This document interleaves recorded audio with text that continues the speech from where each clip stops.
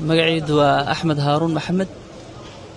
marka waan bilaa Axmed weyn tadsiilaad tahay especially Nairobi wax ka shaqeysa Islii war jaamka naga faalooba walaalow jaam badan jira magaalada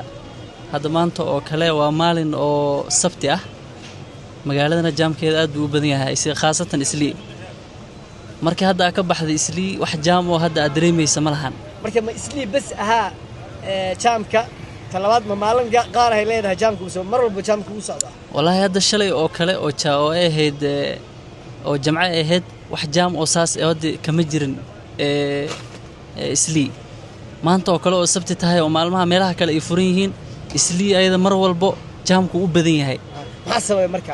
marka Islii waxaan dhihi karaa waa magaalo meel oo business place waaye marka jaamkeeda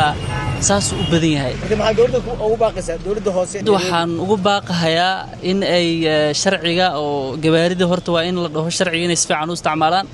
kana waa in la weyneeyo u baahan yihiin hatta in la sameeyo wado kore saas un bay noqonaysaa maadaama magaalada oo dadka ay badan yihiin populationki gawaarida aad u badan yihiin Isliina meel oo business place ay tahay markaas Jamal Musa. So what's the problem for especially in jam? Shida ya barabara ya Islii ni watu wamejenga kwa barabara imekaribia barabara sana hawajaacha ile nafasi, kwa hivyo hiyo ndio shida imeleta jam Islii. Yes,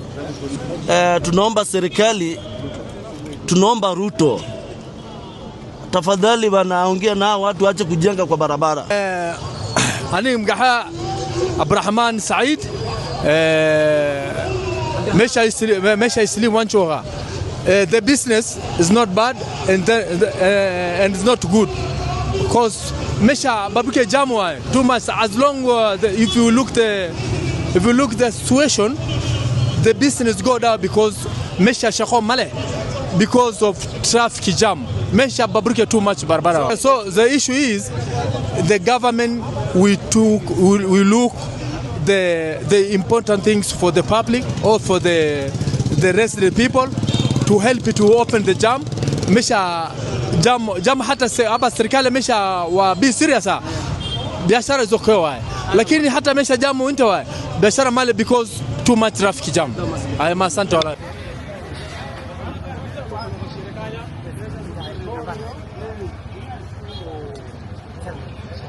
magayga Abdurrahman Ali Allah magaaladan aan tagsiil ka yahay